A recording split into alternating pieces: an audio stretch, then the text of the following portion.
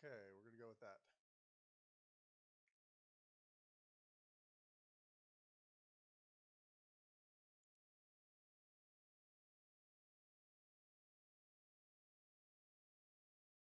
How about now? That looks significantly louder on the thing I'm looking at, but how about now?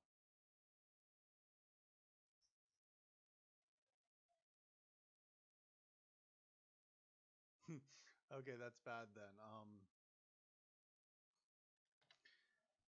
How about that?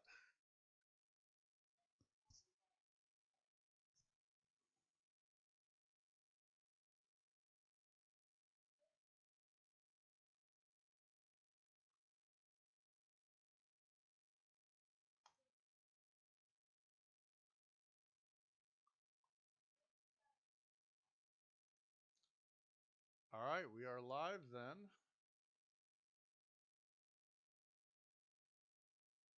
Hmm. I know it's a little delayed.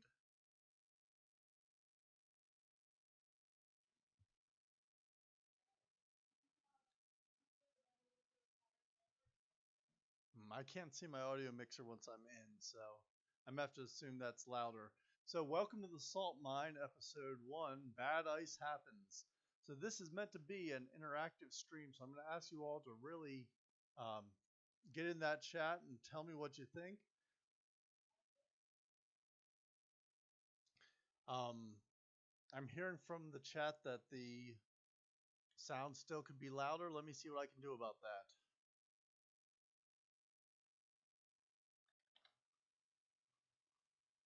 How about that?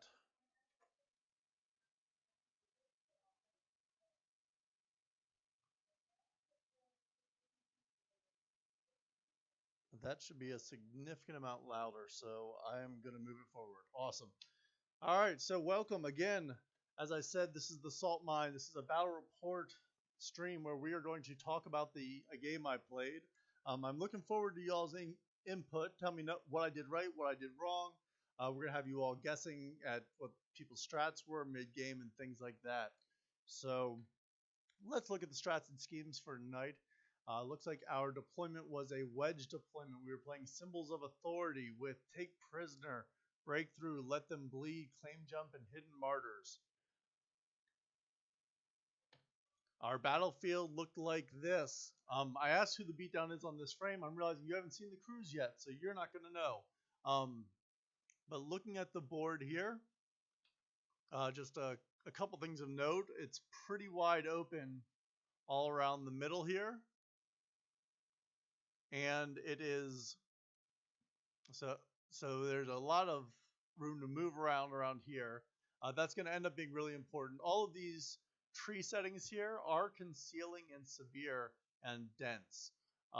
Same with this big forest over here. That didn't play in as much, but these being dense and this being a pretty small statue ended up being a pretty big deal. These are pretty tall buildings here, and they ended up really jamming up that deployment zone, but I'm going to show you a little more of that in a second.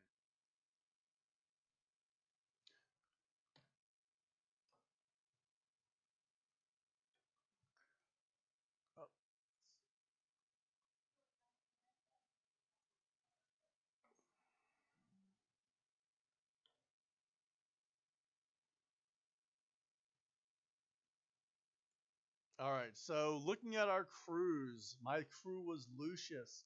I brought along the scribe because he's always part of the crew. I brought Euripides, the Gigant, 3 changelings, 2 of those with H impact, and a doppelganger. My opponent John brought Jackdaw. He's in the chat there. I think he's under Arceus if you want to give him a hard time for his mistakes too. I've got Lady Legia, 2 hanged, a guilty, a Montresor, the dead outlaw, and the emissary. We were both playing with a little bit of a um, wrong expectation that night that the emissary could throw out more than 1 trinket. Didn't end up making a big difference, but did probably change the way John would have thought about the emissary in the matchup otherwise.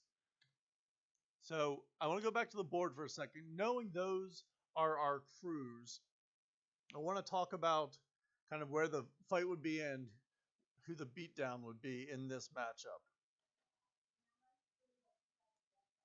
So clearly, I didn't really bring a fighting crew, so I was expecting him to beat the tar out of me. Um, I think that I don't know if you all would see it the same, think it's the same thing, but that's my thought on it. I'm expecting because of claim jump, it means that we've always got to think about the middle here. So I'm going to circle the middle. I was setting up on this side over here. So what that ended up meaning was I was going to try to use these um, dense terrain and these blocking terrain here to lock away my symbols. What ended up happening, John kind of put his symbols at these dots here, approximately. So the two corners and and basically 10 inches up on each side. I ended up going with a strategy that kind of put them, if you like, one back here, one up here, and one over here, so I could try to wall off this area. And my last one was over in this corner. Um,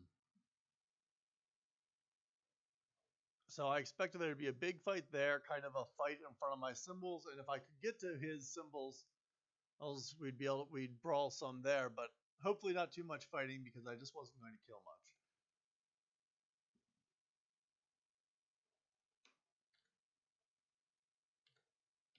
So, looking at schemes, and I want you all to think about the schemes with what you think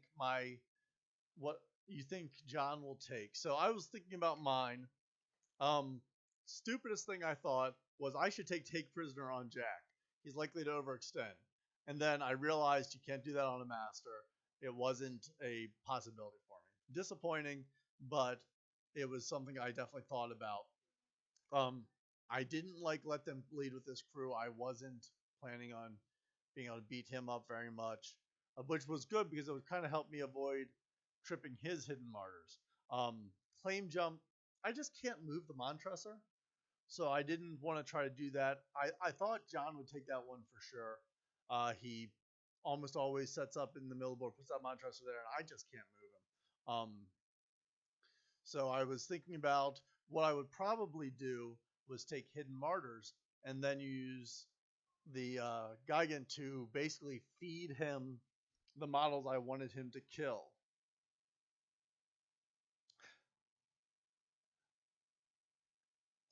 Yeah, Toucan, I do, or T Duncan, I do agree with you about that. We've kind of done some.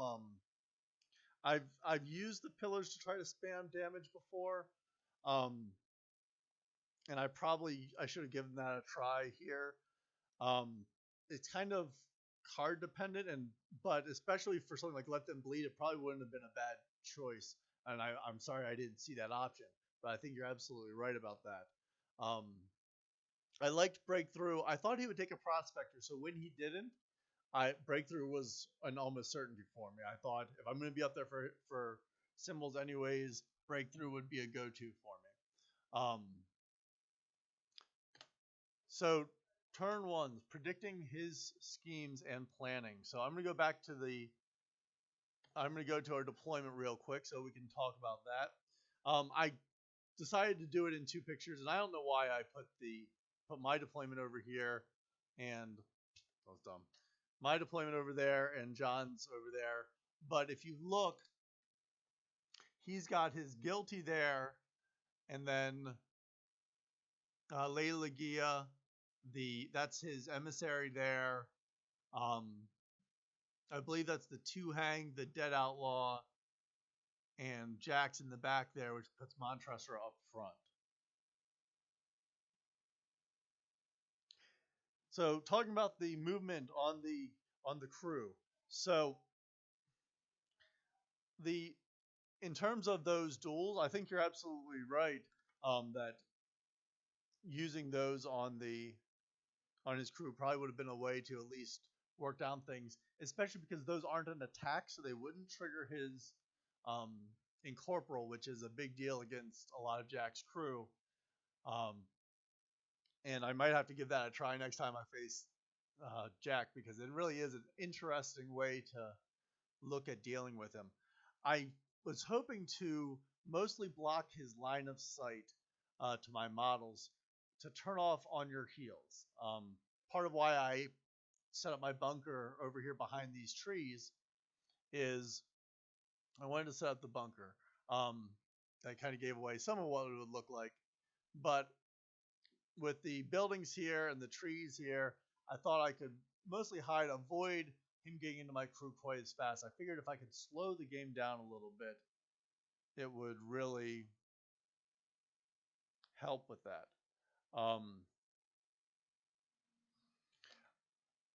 What he ended up doing, or sorry, let's talk about schemes first. I ended up taking breakthrough. As I said, I thought I could get up there. If I was getting the markers anyways, I'd want to be up there, and I could drop scheme markers. And without a prospector, I didn't see a lot of chances of taking out the scheme markers. Hidden Mars was my other one. I took it on the Changeling and the Gigan, thinking he'd end up taking out my Gigan when he saw me start knocking his models and my own models through pillars. I don't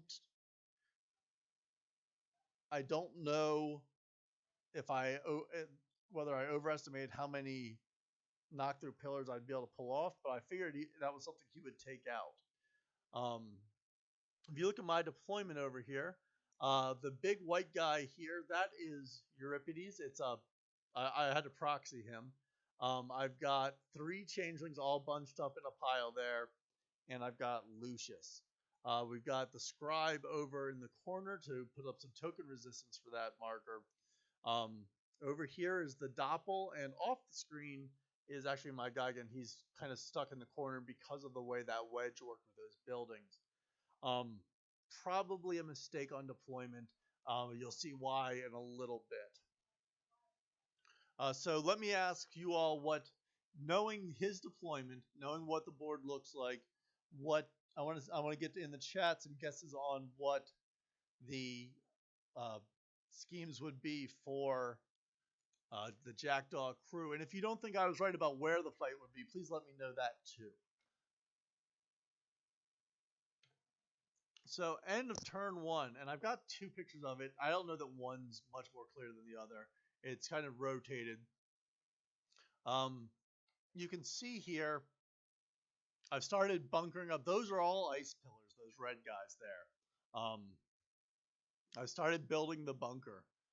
He started moving up with the guilty very aggressively. Oh, no, that's not the guilty. That was, I want to say that's Legia, and that's Jack there, but it might be the other way around. He's moved the hanged. He gave the hang fast, gave them manip.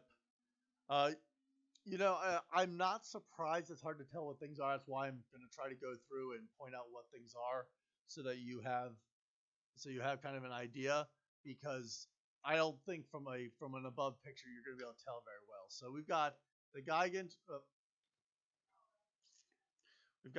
over there in the one corner, and the doppelgangers kind of hang out next to him. Those are my symbols markers there, and there's one kind of, I think, tucked in over here. You still got the scribe here. You've got 2 hanged who have been given fast and moved up towards my marker. It surprised me that they both went that way. I wasn't ready for that, but I basically just hid the scribe and hoped to put up some token resistance to that and avoid giving him the mobility to get there. His dead marshal, because he gave fast twice, is back here. We've got the Montresor setting up right for that flame jump marker like I expected. We've got, again, I think that's Jack and that's Legia. I've set up my 3 changelings in kind of a triangle here, and Euripides behind them. They've built up that wall. Lucius is still hanging out back there. Probably could have moved him up, but I ended up just doing issue command 3 times.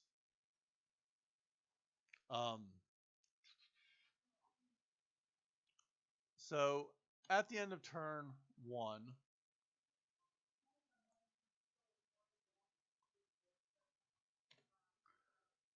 thinking about his schemes at turn 1, I'm sure he's got a claim jump.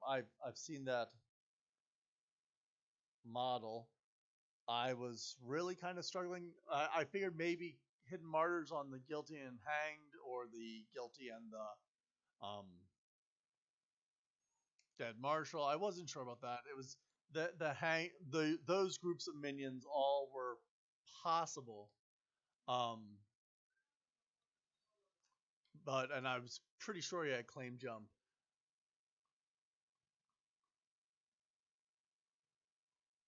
So end of turn 2, what I've ended up doing, and you can kind of see better on this one than this one, even though this shot I was able to hold still, while this one I think I was falling off the stool. I've almost built that ice wall all the way to the edge there. This has gone almost to the table edge, and the Gigant and the Doppelganger are unfortunately off screen, kind of guarding that marker there. The big thing that's going on, though, is he's flown Legia and Jack under this tree here, and they've taken up residence in my. Or I think that's actually my changeling in Jack. I think Legia flew in there, but I managed to kill it. So John flew in Jack and started throwing down his upgrade on me to slow me down, and I wasn't happy about that, but I figured I could at least target Jack. I knew that I wasn't contesting claim jump, but it turned out he was a little too far away for it, and he didn't move in, which was a little bit of a surprise. But the Hanged both moved in to try to threaten the marker, and the Dead Outlaw kind of followed them up. I didn't get up board very well, and I didn't really set up the Changeling and Doppelganger for the knock through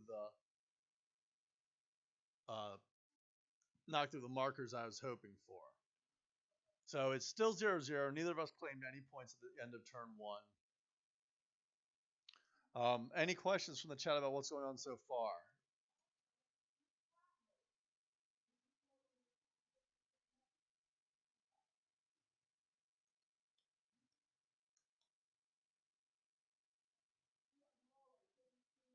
All right, I'm going to move it to the next turn then. Let's delete that little circle. I'm trying to guess his schemes. I still think claim jump. I'm still thinking Hidden Martyrs. I don't think it's the Hanged at this point, and I don't remember why I thought that. I should have written that down, but I basically thought it was Hanged. Modeling ice pillars. I'd have to order some blue plexiglass for that. It's probably going to be the next thing I'm going to do. I think John's right that there was a 50mm hole, and I think I tried to clog that with the Gigant. I was feeling pretty salty, honestly. At this point, I was feeling jammed. Jack is a nightmare to take down, and I didn't think I was going to be able to pull that off. I'd done a little bit of damage to him. Yeah, I have some foam. I should probably do that. I don't get into the hobby side of this game that much, so I get really lazy about that kind of thing. The markers with my face on them is about as far as I've gone in terms of hobby. But as far as my chances, I'm at 0-0. I don't see myself getting through because I messed up my Gigant's position, and I haven't really put anyone forward to get any points yet. I think I'm in a lot of trouble, but I also don't think he's going to be able to score a lot of points.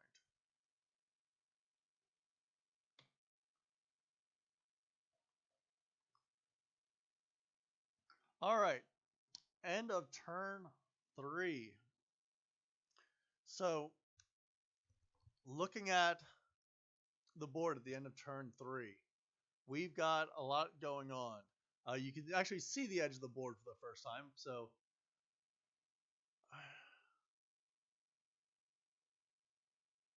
I've got my Gigant's there in a brawl with his Guilty. I don't want to kill the Guilty though, because again, I'm suspecting that he's trouble. That is the Scribe, I believe, because I was using a lawyer proxy in that game because I couldn't find my Scribe. Um, Couple things went down in this one. The big one, start of turn 3, right around here. Um, I uh, I don't remember if I think I activated the um, Lucius first, and I think what Lucius did was Lucius charged Jack because I had a lot of high cards and including a couple high masks.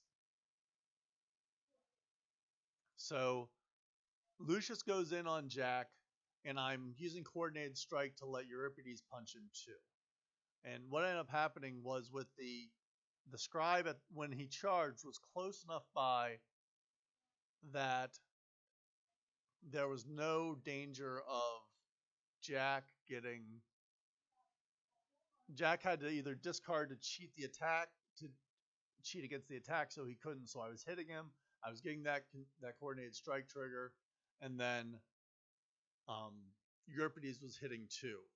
So he ended up going down, which was a big deal, but not the end of the world. I moved Euripides up. He's staggered every turn at this point, just so I can try to, because I forgot about the scribe's condition removal. But I realized that if I can push some pillars up, he can both move up, and the guy can hit other people through the pillars as well. Here in the middle of the board, the Gigant hit the doppelganger through a marker. And I thought I was brilliant here. And John quickly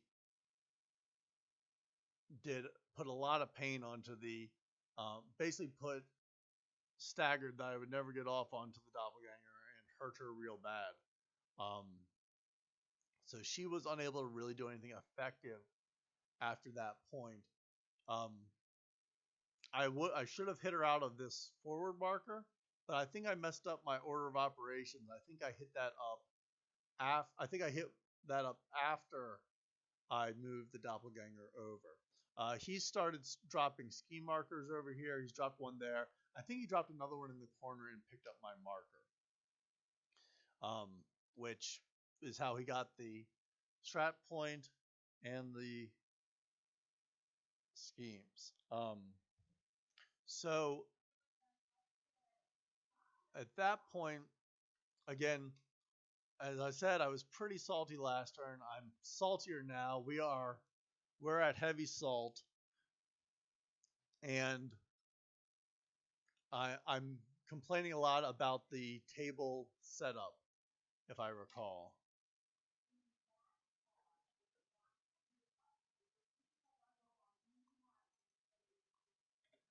So he declared breakthrough, so I think it's that other one. He moved away from the claim jump.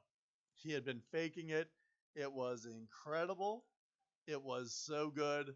Um, I was completely fooled, and I could not believe it when he moved away from it. Because I was getting ready to lure him away from it with the doppelganger, and he was like, "Oh no, I don't have that," and just completely left me off guard. So at that point, I'm thinking Hidden Martyrs. I can't imagine I haven't seen him take Let Them Bleed a lot, so I didn't expect that he would have that one.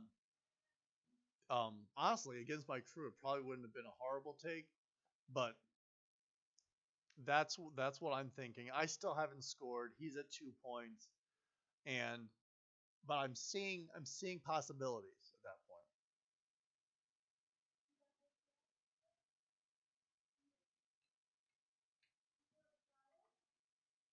Oh, who set up the table? So the table was set up before I got there. I think it was actually set up by either the Haven guys or by I think John added train because it was even emptier before setup. I'm gonna go back to the table just so you can see it again.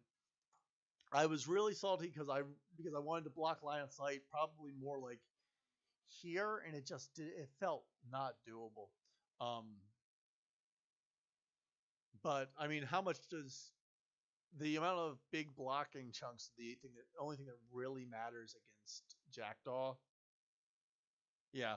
So those 40k players, they play on like a 24 by something now, I think. they're the deployment zones for small 40k games is pretty strange. So again, I think he's got the hidden martyrs. I'm not gonna try to kill those models. I think he's got. I don't think he has claim jump anymore. If he had gone back to the claim jump, it would have completely flummoxed me. Um, so board at turn 4. This is where it started to turn around for me. Um, I've left the scribe behind. I've left the changelings behind. They're largely not going to have much effect at this point. Um, I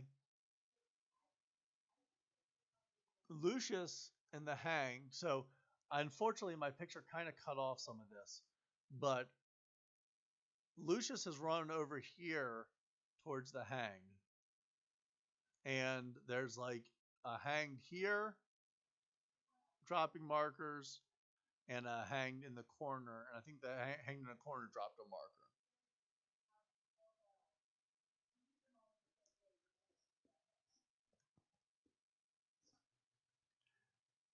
So sorry that y'all making me laugh about the 40k, the 40k community. No, yeah, that it's a strange one, kind of the way that's worked out. So big things that happened here. I knocked the guilty through the markers over to the other side, and then was able to move the Gigant up the board this way. Um, I must have done something else to move him. I think I maybe used a changeling to move him before Lucius took off. But he's at this point not really going to be getting my markers. I'm not going to be killing him. That's a win for me. Um, so the if you look here, Euripides basically moved up, threw a marker down, jumped through it, and grabbed one of his strat tokens. Um, for a model with only move 3, it was a pretty incredible trip, but he was able to get there mainly because of his big base. I think his marker was here, so he was able to jump to it that way.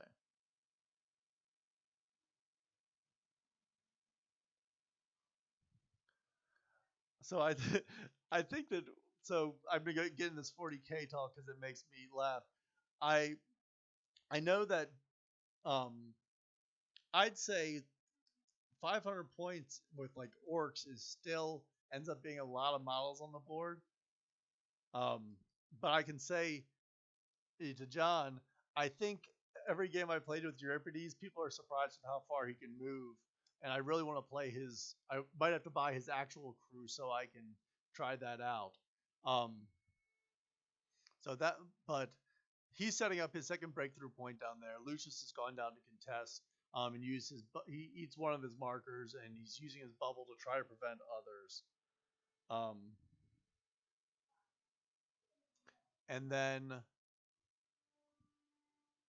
but it's still not looking great for me. It's 1-2. I can I see myself probably being able to score 2 points, but unless he suddenly decides he does want to kill again, um, the Geigen's not going down,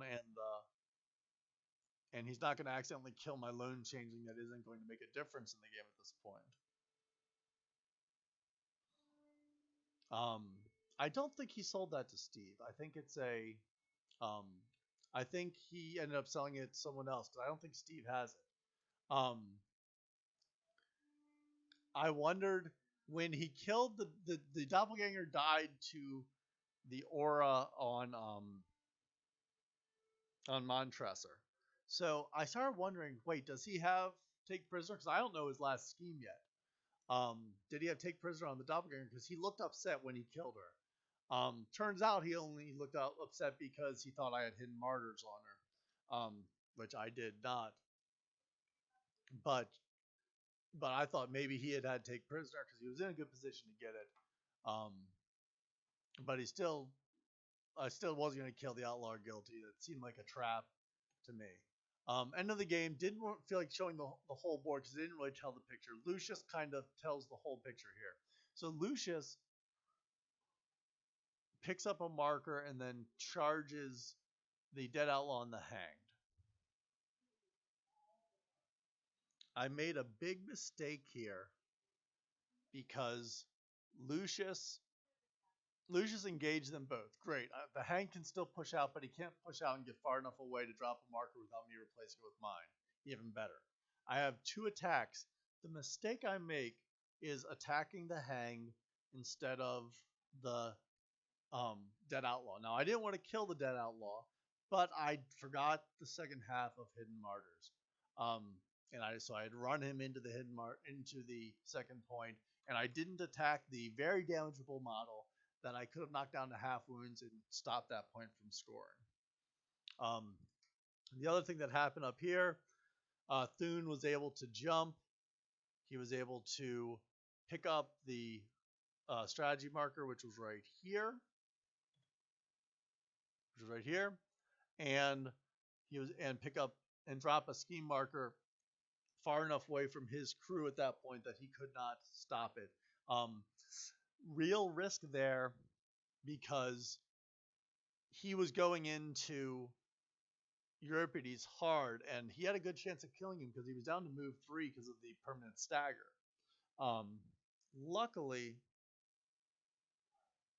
I think he just didn't have the angle to charge him, so he ended up having to shoot at him into engagement, which saved his life, and let him jump over there to get those two. If there had been a charge lane from Montressor, I think it's a different game. But as it was a 3-3 tie. I was probably still salty up until the point where I jumped up here. I did not think I was going to pull it off, and I thought I was basically going to score no points. No, you're absolutely right. That tombstone was the saving factor for Euripides. As I said, 3-3 tie. So, how did this game go? I liked the list. I think it was fun. I love building a fortress. Something someone said in a chat the other day. I want to say it was one of the Daves. Talked about how control for control's sake, rather than when it gets you points or stops points, is not very good. And I do fall into that trap with this list. It's janky, it's silly. Um, it doesn't get me very. It doesn't on its own do the thing, but it can oftentimes stop them from being able to get to those symbols. And I think it could do ley lines, though I haven't had success with it so far in doing so.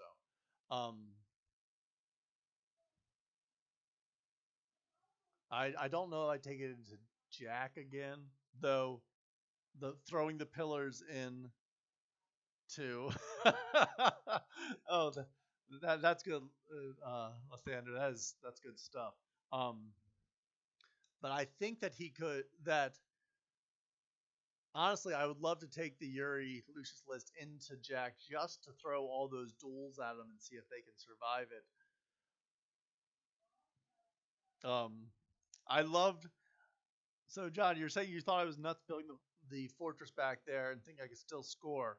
I was acknowledging that I was probably going to score 1 or 2.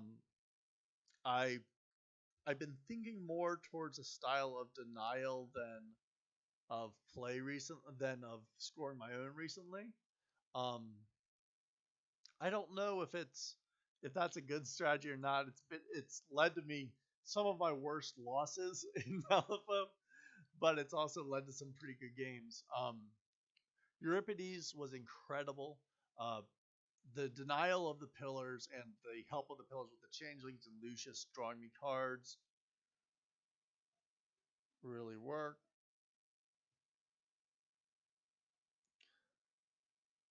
And I think so. You're talking about not blocking yourself off. The one thing about your game that was really interesting was he had blown away, if I remember right.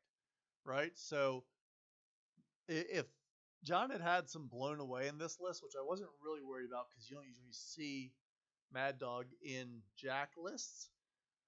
It's a very different game with just with blown away. But that's kind of why I like him as a second master in order to avoid that tech. And if Rob hadn't seen what you were writing in the chat, it wouldn't have been quite the issue it was otherwise.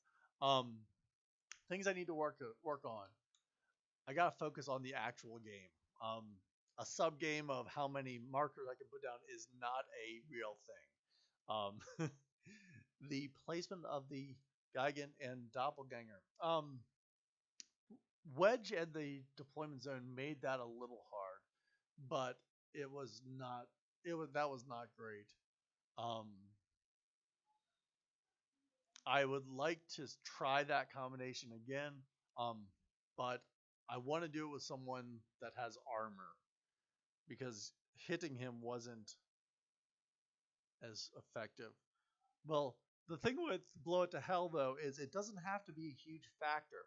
So so the thing is what I've seen is that once you see your opponent has blown to hell, you just can't afford to actually knock those pillars out there. So I don't. I like the idea of it. I want to play it with a blow it to hell list on the other side to see how that works. But yeah, if you're able to trigger that duel a lot, especially with low move models, it's really cool.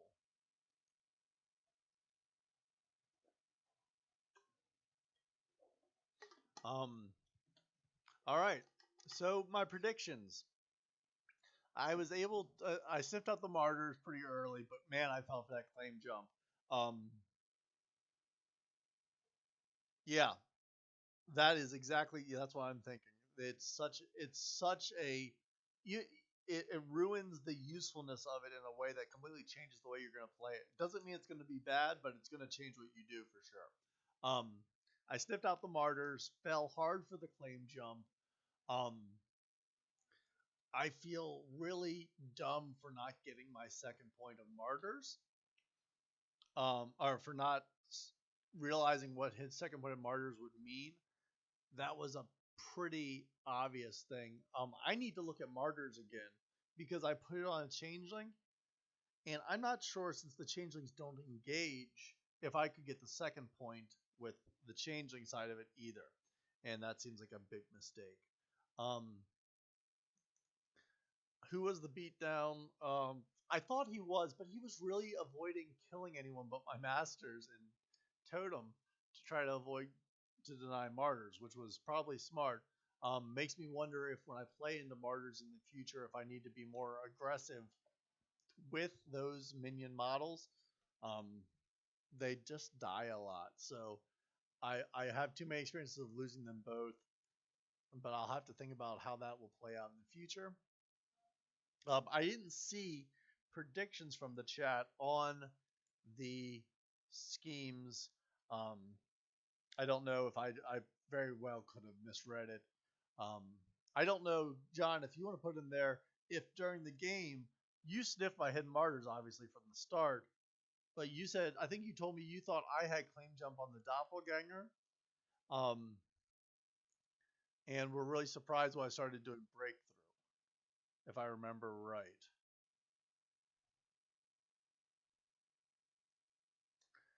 Yeah, that's probably. I mean, as I said, I said martyrs, but I didn't do it turn one. I I try to think about it from the start, um, mainly because I'm used to playing slow cruise. When I play slow cruise, it means that if I haven't realized what schemes my opponents are going to take, I'm often not in the position to deal with them. It probably means I'm guessing more than I should, but especially I probably left over from last edition, but I had too many games where I just my opponent got um, their ritual first turn, basically set up first turn or got a guy close to the corner first turn, then I couldn't deal with it. Actually last night and it's not a game I'm going to be putting on the stream, but John ran things to the corners for spread them out. And because I didn't move hard to those corners on the first turn, there was just no chance of me denying his first one to spread them out.